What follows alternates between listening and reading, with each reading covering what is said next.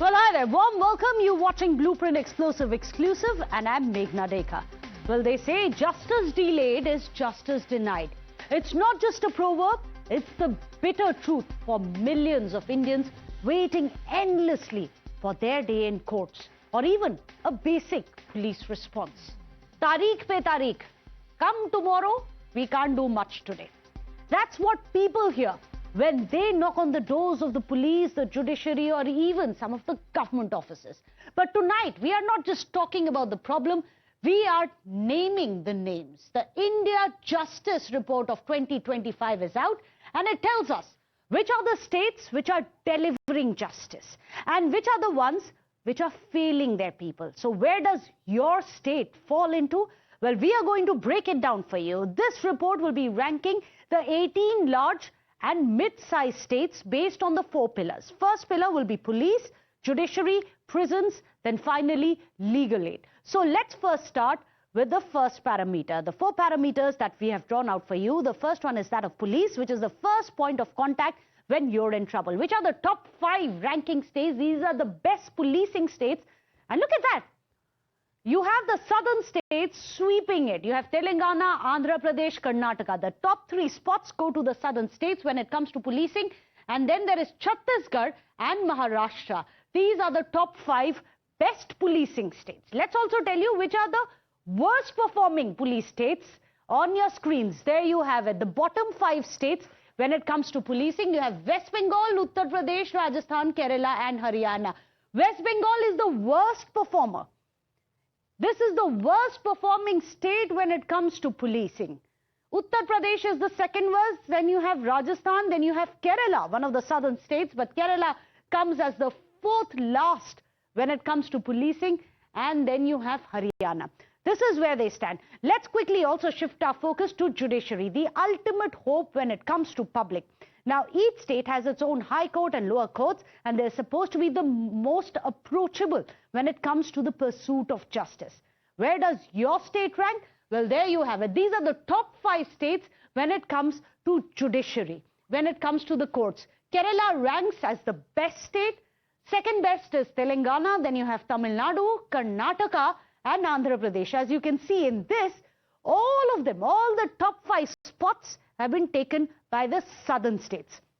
Let's also now show you the 5 worst states when it comes to courtrooms. There you have it on your screens. West Bengal, yet again, is the worst when it comes to the number of courts and the access to courtrooms. You have rank 18, West Bengal. Rank 17, you have Uttar Pradesh, which is the second worst. Then you have Uttarakhand, then you have Bihar, and then you have Gujarat. So interesting details that you can see in the bottom 5 states when it comes to delivery, especially when it comes to courts. Let's also now tell you about legal aid. What about your access to legal aid? That comes in here. These are the top 5 states. If you're in Karnataka, you are best placed. Then you have Punjab when it comes to legal aid. You have Haryana as well as Uttarakhand. Uttarakhand has been doing pretty well in most of these parameters, interestingly. You also have Andhra Pradesh. This is the one where you have only 2 of the southern states coming in when it comes to legal aid. The rest of them are North Indian states. Which are the worst states when it comes to legal aid? Well, there you have it on your screens. Rajasthan is the worst when it comes to providing legal aid to its citizens. Then you have Uttar Pradesh. Then you have Tamil Nadu as well, not doing too well when it comes to legal aid. And then you have West Bengal and finally Maharashtra at rank 14. This is how 18 of these states come along in the rank. But this report reveals how southern states are faring much better than their northern, western or even eastern counterparts. So what is it that some of the states are doing to ensure better delivery of justice as compared to the other? Or the question might be, what should be done by the other states to learn from the top 5? But to sum it all up, let's tell you where all these 18 states, and here you have it behind me on your screens, all the 18 states and the list of the best and the worst performing states. As per the 4 parameters, all of them together we've combined, and these are the top ranks, the final rankings of the states when it comes to delivering justice. We'll start with the first 5. There you have it on your screens. You have Karnataka, number 1, the best state when it comes to delivery of legal aid as well as justice. Then you have Andhra Pradesh, Telangana, Kerala, Tamil Nadu and Chhattisgarh. So all the top 5, interestingly, have southern states when it comes to delivering on Nyay. Number 6 is Chhattisgarh. Number 7 here is Madhya Pradesh. You have Odisha, you have Punjab, you have Maharashtra, Gujarat and Haryana. So western and the northern heartlands are somewhere there in the middle. But when it comes to worst, now that is the most interesting bit. The states which are ranking the worst, we'll start from the bottom here. The worst performing state when it comes to justice delivery is West Bengal. Then it is Uttar Pradesh at spot number 17, Uttarakhand at 16, you have Jharkhand at 15, you have Rajasthan at 14 and Bihar at 13. This is very significant because today, remember, even the Supreme Court has said that violence is unacceptable. It is very disturbing what is happening. And a lot of it, of course, has been coming in from West Bengal when it comes to the anti-Waqf protests which have led to clashes. The Supreme Court itself has said that the violence that it has witnessed is very disturbing. And there you have it. These are numbers. This is not political rhetoric, viewers. We are getting you hard facts and numbers. So let me go across to our panelists. Today we are going to be joined by Dr. Vikram Singh, the former DGP of Uttar Pradesh. We also have Priya Shetty Rajagopal, who's joining us, the managing partner of Multiversal Advisory. I'm going to come to you, Vikram Singh. What do you make of the statistics that we are showing for you? The fact that it seems to be the southern states which seem to be more swift and efficient when it comes to delivering justice, not so much the north. Good evening, ladies.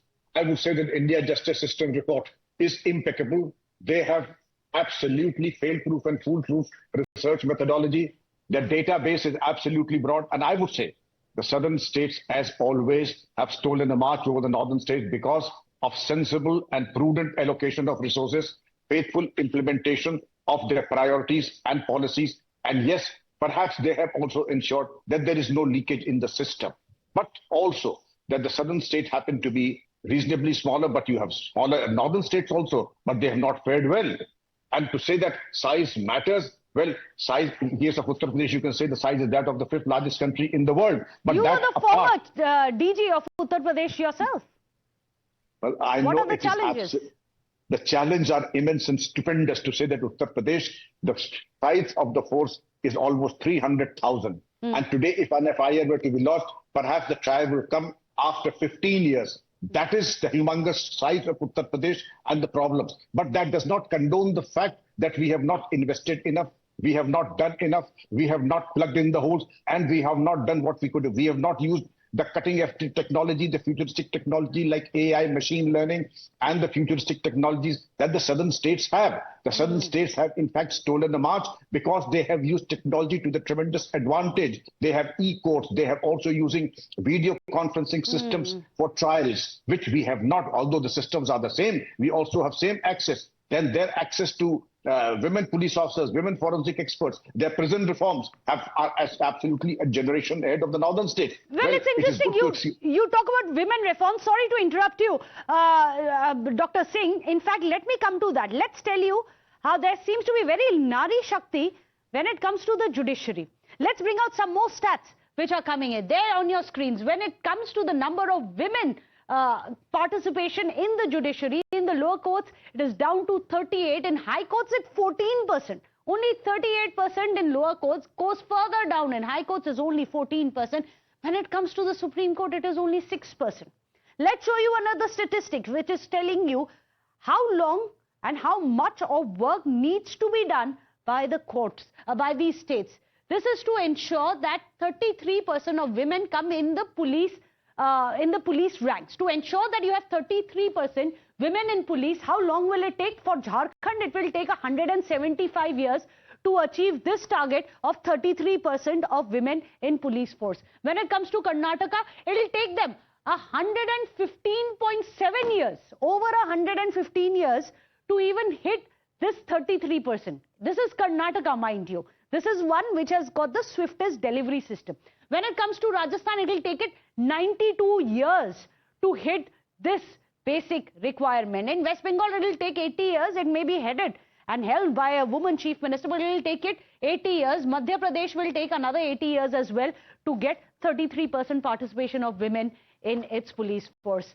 Priya, is that one of the problems that we are facing in our country? The fact that women representation is so low, especially in the judiciary. I think it's work in progress. The number that you said, 117 years to get to 33%, is certainly a bit of a shocker because, when you translate it into action like that or into metrics like that, it kind of makes your eyes open. But I'd like to just segue a little bit to the side on, acknowledging the fact that Karnataka has done an incredible job, and many of the southern states too, and I'm sure others are catching up. It's only 18 states that have been covered.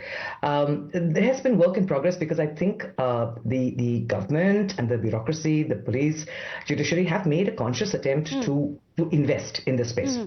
You also need to know that, I mean, it's already there, but as far as the representation of OBC, SC, ST in the police is concerned, Karnataka leads because we're the only ones to have that kind of categorization of employment within the police force for these three categories. So there's stuff that is going on in the right way. But I want to come back to your focus on women. I remember in about 7, 8, 10 years ago, I was the chair of the Indo-American, I think one of these, the chambers of commerce. And I do remember that when we were talking about detailing why more women don't come into the workforce, there were many reasons, but some of them come to as high as how they're apportioned in the system. And some of them are as simple as there are no public bathrooms for women police officers to use. So there's a very wide range. And while I don't want to trivialize it, I want to just also put on the table, there's lots of things to be done. Karnataka has other things that are not going so well. For example, we've got the highest number of under trials since 2015. And under trials is something that I'm very passionate about because I think this is one of the failures of the system where largely verified or who haven't really been proven innocent or guilty are just lying there in the system for very basic reasons like there's no transport to take them or there's no police officer to take them from the jail to the court. But coming back to the point of what you've mentioned, which is this is good. It is not a zero-sum game. Right? We are not, because Karnataka or Telangana does better, it does not make it that somebody else does worse. I think we need to all lift ourselves up by the bootstraps because what we have to lose, in terms of fairness, safety is far too high. So I think my colleague, Mr. Vikram also has said the same thing that, we try and sometimes it doesn't work, but the stakes are far too high now. So you look at what I can see is Karnataka, because I have limited vision. I may not have the macro view that Mr. Vikram Singh would have across the country. But I can see lots of initiatives that are coming in terms of CCTV, in terms of artificial intelligence, in terms of the command centers that give you a bit of an overview. But some basic things are still missing. Yes. So I would certainly hope that the women part of it is looked at more strongly. And so it's work in progress. And I think we can all agree on it. If your state is not faring as well as the others, perhaps we can just take a leaf from the other state, isn't it? But let's also get you some more statistics, which is going to tell you how justice is being delayed in courts. There you have it on your screens. Let's tell you, the case pendency crosses 70% in some of these courts. It also says, as per the India Justice Report, that 51% of the cases are there in high courts, which are pending for the last 5 years, something that even Priya Shetty was talking about. Also, there is one judge for every 1.14 lakh people in the state of West Bengal. Just look at the statistics. Really makes your eyes pop out, doesn't it? 15,000 cases per judge in UP High Court alone. There has been a 38% drop in paralegal volunteers since 2019. That is roughly right before COVID. And also, a quick look at India's overcrowded prisons. Moradabad District Jail of Uttar Pradesh is one of the most crowded prisons. Then you have the Kondi sub-jail. Then you have the Central Jail of Tihar, which is the third most crowded jail. Then you have the Gyanpur District Jail, again very crowded. The Central Jail of Tihar, again most crowded. There you have it. And this is in the national capital as well. So I'm going to come across to you, Bikram Singh. Yes, it's work in progress. But as per some of these reports which are coming in, it's going to take us years, if not decades, for us to actually hit those numbers that where we want to come to. Let me tell you, Meghna and Ms. Priya, that there's something that we could have done much earlier with very fantastic results that went on for decades, but then it came to a standstill before the pandemic struck us. The out-of-court settlements, then of course the Jan Adalats, the Lok Adalats held every Saturday and Sunday and holidays in the police lines. where you would have retired judges, retired sub-magistrates, and doing summary trials. Hundreds and hundreds of cases, and those trials where those infirm, insane people who have no access to legal help would come out with the fact that they are already in jail for years together with no sense of hope of coming out. They are let out on parole, or perhaps let out, because it is counterproductive to have them in jail. It burdens the jail system, the judicial system. Therefore, we can always would have done it. Let us at least do it now.